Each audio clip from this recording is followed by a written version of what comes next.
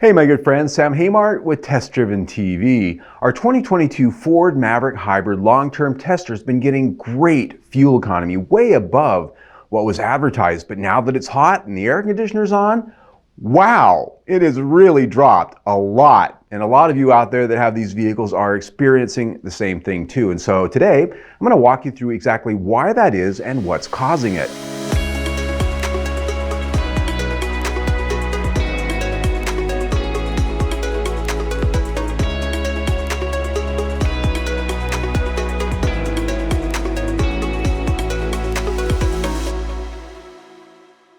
The 2022 Ford Maverick was advertised at 42 miles to the gallon, and it's been the breakout success of 2022 because it delivers on that promise in spades when it's cold in the winter. My own experience with our long-term test Ford Maverick Hybrid is that I've actually been getting well over 42 city in the winter cooler months, 45, 46, 47 across thousands of miles of tanks of gas measured at the tank. It's been doing great. And these results are actually mirrored by a lot of other people out there around the country reporting their actual fuel economy. As the summer temperatures have risen, however, the mileage has gradually decreased. Here in Arizona, you can see on the chart, during June and July, where it's been averaging 110 degrees and above every day, I've seen a dramatic drop in real-world measured miles per gallon. A huge drop.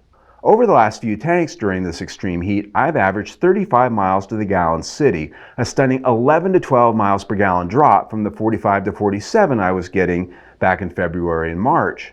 And I've been watching on the internet, there's a lot of people around the country, particularly in Sunbelt states, that are reporting the same exact experience. Even here in Phoenix, exact same numbers I'm seeing. So what's the deal? Did Ford rip us all off? Should we be posting an angry screed on social media? Should we be taking our trucks to the dealerships and throwing ourselves at the service department and telling something's wrong with my truck, something's wrong, it's not right, there's a fault? No, take it easy, take a breath. There is a logical and mechanical reason for all of these things, and I'm going to walk you through that right now. First of all, I'm using the air conditioning every single day. It's 105 to 115 degrees outside. It's never turned off. And the thing about the Maverick Hybrid, as with most hybrid vehicles, the AC is an entirely electric device. It's powered by the high voltage battery. The compressor and all of the fans and everything that keeps you cool is powered by the electrical system.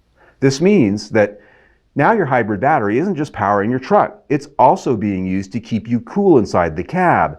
Because of this, there's less battery power available for driving. As a result, the gasoline engine is running more often, a lot more often. The percentage of time in miles in which the gasoline engine is kicking in is higher, thus, it's using a lot more fuel than when the air conditioning is off or being used occasionally.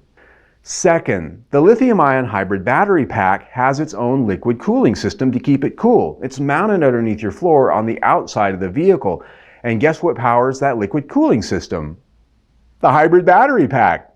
It powers its own cooling system as well as that of the gasoline engine. There are no belt-driven water pumps on this system. Thus, when it's extremely hot, those cooling systems are working overboard and the battery's powering it. So, battery's powering the air conditioner, battery's powering its own cooling system, battery's powering the engine's cooling system. So, when it's extremely hot, its power is being tapped to cool you and itself. Guess what? One more mouth to feed, the engine runs more often and drinks more fuel to take up the slack. Third, lithium-ion batteries simply are not as efficient when it's extremely hot. If you've ever carried your cell phone out in the heat on a summer day, you know it drains a lot faster when you're outside in that heat. The hybrid battery on your truck is just the same. It doesn't matter how it's cooled or how much it's cooled or what it's powering or not powering. Just by virtue of the fact that it's out in the heat, it's not going to be working as well. Thus, gas engine runs more. It's going to be a theme, isn't it? It's not going to hold as much of a charge. It's going to drain faster. Gasoline engines running more often, drinking more fuel. Fourth, think about city driving for a minute. And this is really where I've seen the most drops. Out on highway driving, where you get a little bit of regenerative braking and the engine's running and delivering power to the battery just by virtue of the fact that you're moving down the freeway, I have not seen as big of a drop in MPG as in the city. It's a little bit backwards from normal, where city you always have better MPG. But think about sitting in traffic, right? Sitting at the red light for long periods of time, the air conditioning's on, the battery is cooling itself, the battery is cooling the engine. This is all draining the hybrid battery, which at the moment isn't reaping any of the benefits of regenerative coasting and braking, or the engine singing along at speed to recharge it. If you sit and chill long enough without actually moving, that engine's going to fire up and run just to charge the battery. The computer is programmed to never let the battery charge drop below a certain level, regardless of whether you're driving or chilling. So in these instances, the engine will run endlessly to turn the motor generator and maintain a sufficient charge to the battery. So chill all you want with the air conditioning on, the engine's going to grab something to drink too. Getting the idea here? The gas engine and hybrid battery are a team. One or the other or both is working at all times. The less battery there is to go around, the more the engine runs, which means less MPG. It really is that simple. So, if you're experiencing a huge MPG drop in the summer with your Maverick Hybrid, don't panic, don't panic, don't panic. This is how hybrids work. I will say, however, that I'll be watching for it to bounce back by October and November when I can switch off the air conditioning. If by then it still doesn't climb back up where it belongs, we'll talk some more.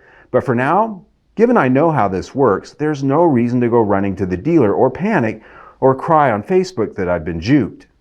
All right, so there you go, a little bit of an explanation as to why what's happening is happening. Now, I will point out that all of these fancy graphics that I've been showing you are not exact diagrams of actual plumbing and wiring layouts. So if some of you engineers or mechanics out there are going, wait, that's not how it's done, this was put together for the purposes of explaining the concept of how these things work. So it's not literal, okay? Pretty close, but not exact. So we'll talk some more. We have a lot of Maverick content out there. We've got test drives, technical, how-tos, things like that right there on our playlist. You can also subscribe to our YouTube channel right there and stay notified of everything we do. We have a 10,000 mile update coming up very soon on our long-term tester. Either way, stay tuned.